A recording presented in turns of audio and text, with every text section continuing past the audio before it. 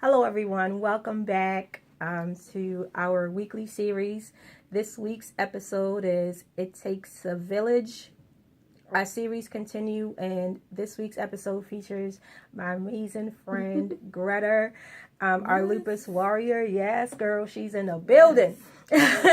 I'm Dyon, Davidson of Beadly speaking. I'm wearing some of my hand-painted fabric earrings as well as Greta.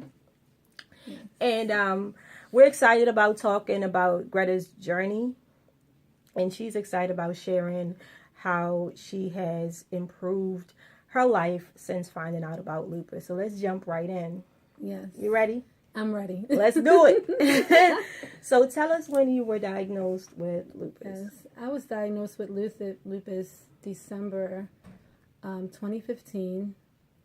And, I didn't find out just by going to the doctor. I was sick, and I didn't know the reason why I was sick. And I ended up calling an ambulance to even come for me because I had no idea what was going on with me.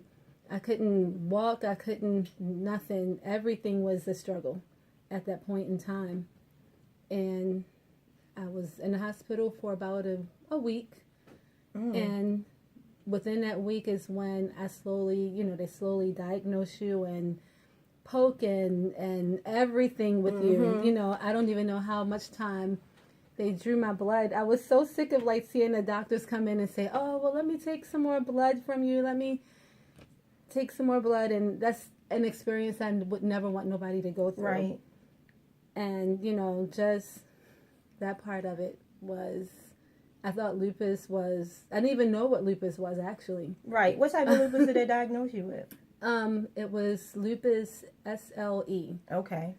Was the diagnose for that. So you said some of the symptoms were you could barely walk and function. I couldn't function. I could walk, and, even up until now, I have a swelling on my wrist. Oh, I see it. Yeah, I have Turn a swelling. Turn your hand around again so that people can see.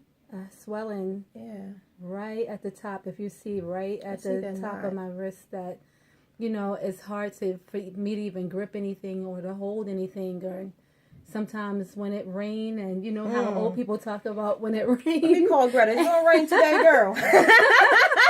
When it rains and everything, that's your body just ache, and I'm like, oh my gosh, my body just would ache. And I just know, and like you said, it's a life change for me, all the way up until what I eat. From day to day, I have to watch what I eat. I can't eat all of the oxtail and Greta from the islands like me. I'm from Jamaica. Her folks from the islands, and we love to eat some good food. I don't do oxtail and all that, but listen, and everything. These were things that I love to eat. I love to cook, and now I'm like, okay, what is it? Fish, turkey, chicken? Right, me too. It's turkey, chicken. What is it? Is it baked? What kind of seasoning you have? Is it? Yes. I can't eat all the pepper like I like, and... No, not a lot of spice. Not that would trigger a flare up like that. Trigger it, yeah. So, and I still eat somewhat what I want, but I just don't over it. Yeah, yep. I don't indulge in it like I was. Wow. So I know you mentioned your the pain and swelling in your hand. Are you able to work, and how has life changed in that area for you since being diagnosed? I'm actually not. I haven't worked in about a year now. Okay. And that's me trying to find something, to be able to do, because most jobs that you go on, you're just unable to, if you can't do the job, then, then they want to fire you. So right now, I'm still looking. Yeah. Yep, still looking. And that's the message I really want to get across to people, because they don't understand that lupus can be something that takes away your livelihood. They see you, they're like, trust me, she looked fabulous. Yes, all day, every day. This is her. Her spirit's always lifted. Always. But the struggles that you don't see are the fact that, your livelihood gets taken away, not being able to work and do the things that you used to do before. That can be very stressful and sometimes depressing. So, we talk all the time So I know what some of that looks like. And, Yes. as a matter of fact, it's almost a year now since our mutual friend, Terrence Joseph, passed away. Yes. He was always about me calling you and making sure you were good. Matter of fact, my birthday was the last time I talked to Terrence, and the last conversation we had was, "Do you talk to Greta?" Like, "No, I ain't talked to Greta. It's been a minute. I've been going through, this is a conversation." He was like, "Nah, you need to call her. She ain't been on Facebook. She ain't been talking to nobody. I think she going through. She ain't dealing with this lupus thing very well. You need to call her." Yes. He was like, "Can you please check on Greta?" Yes, like, that was the last conversation he had with me. All the time I would be on the phone, tears. He's the only one that saw these tears, that even heard the tears. He's the only one. And, I miss him. I do too. I try not to lose it, because his obituary is sitting right on my table as soon as I walk in the door. So I see it every single day. I'm leaving every single day I come home.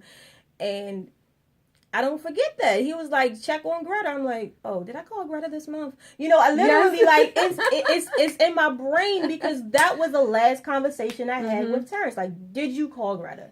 Did you check on? So I always make sure that I follow up with you, because I know what the symptoms are like. And I remember you also had some kidney involvement at one point. At one point, they thought that I had kidney problems, and that was where, I stepped in with Terrence. And he said, "Listen," he said, "go to the doctor and let them check one more time." And that, me going to the doctor and letting them check one more time for my kidneys, it was nothing.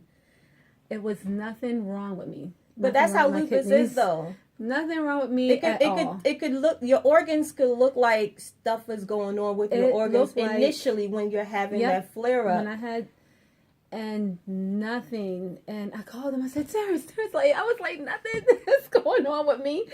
Like, I was excited. I was, just excited about it. And he said, "Well, look, you're going to have to eat right. All of that, eating the red meat, you're going to have to stop." Like, right. He and told that me makes straight a up, difference, yeah. Straight up, like everything that, the steps. And he said, let me just hook you up with Dyon. And yeah, he said, let me hook you up with my friend Dyon, and she could let you know more about it, because at the time in the hospital, all they gave me was a list, a brochure. Look, you have lupus, you have this type of lupus. But I'm like, okay, well, I haven't experienced like some of these symptoms on here, and I'm like, am I going to experience this? Am I going to, lose my hair, or am I going to, like, I'm just asking all of these questions, these unknown questions. Up until now, a year later, what I notice is I don't have a lot of flare-ups if I eat right. Can you say it again say it for the people in the back? Say it for the people in the back, okay? Yeah, if I eat right, I do not have flare-ups.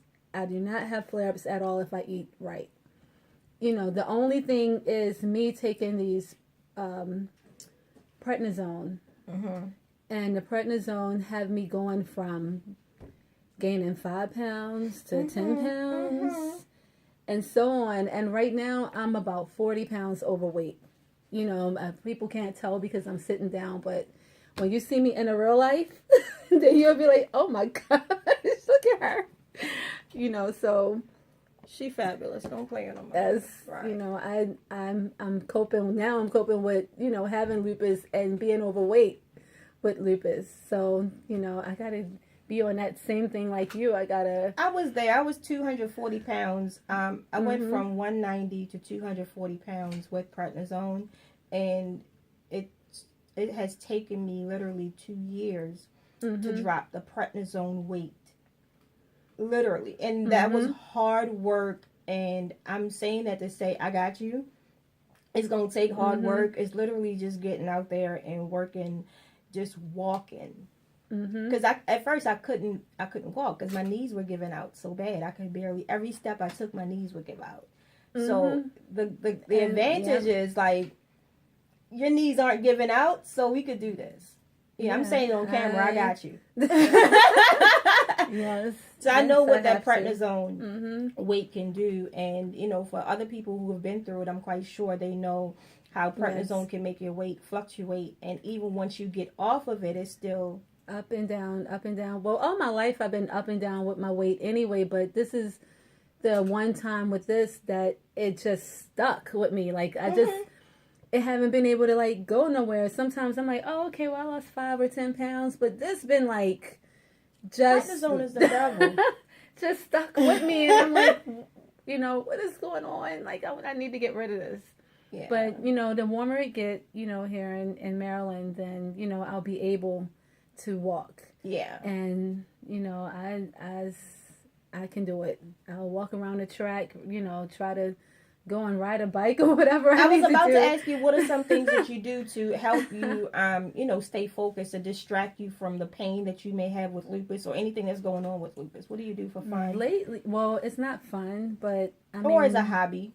Lately, I just kind of I have to relax my mind. I'm noticing that, if something is bothering me, that it seemed like it bothers me like more than normal, more than what it would bother me before I had lupus.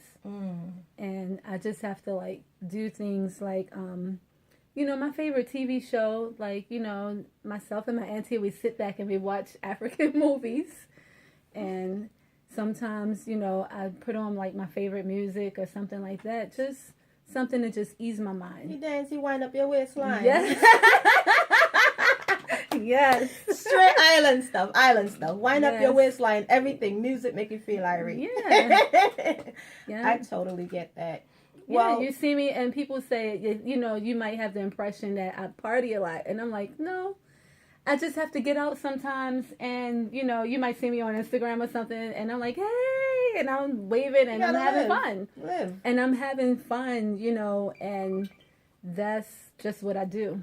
Yeah. From time to time, I got to get out and about, and if I'm in that atmosphere, I'm gonna dance. I'm gonna, whatever. And you deserve to. You deserve to, because you don't want to sit around in pain all the time. So that's good that you are able to have fun and enjoy life. You don't want to lose everything because of lupus, So my journey now is it's been a year, and to just cope with it and be able to deal with it and talk to people like yourself and anybody else that I meet, that's out there that I've been reaching out to that have it. And, I hear their journey and they hear mine. And that's exactly why we're doing this video, because as part of my village, talking to you has actually helped me, because there's some days when I'm down and I'm like, man, I'm frustrated, and you help me, so we're helping each other. It's not just about one side of it. We're actually working together, and that's why I call this series It Takes a Village, because as a community we're helping to heal each other, and we're helping each other out as we journey on for something that we didn't choose. It chose us, but we ain't going out like that. No. we got the gloves. We develop a rope-a-dope. We're like Ali in this thing. We ain't going out like that. So at the end of the day, I want to thank you for sitting down with me and sharing your story. And I hope that this blesses somebody else. I pray that whoever is watching this, if you're newly diagnosed, you can see that everybody's story is different, but we're all the same. We suffer from pain that is debilitating sometimes, but don't give up.